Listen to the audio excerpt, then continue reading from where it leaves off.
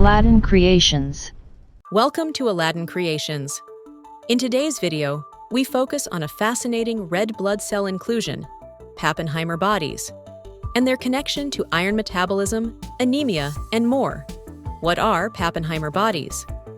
Pappenheimer bodies are small, basophilic, blue to purple granules seen inside red blood cells on a stained blood smear.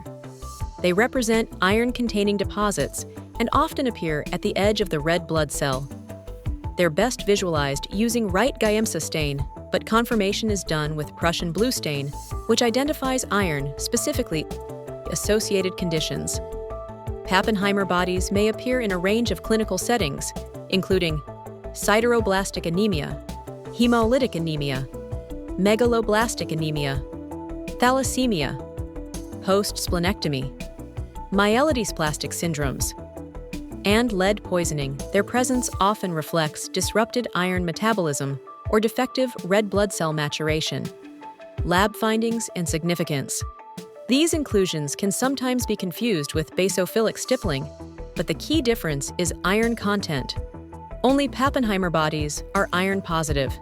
They are typically small, irregular, clustered near the periphery, seen in peripheral blood smears, but also in bone marrow aspirates, where they are more numerous in cases of dyserythropoiesis clinical relevance.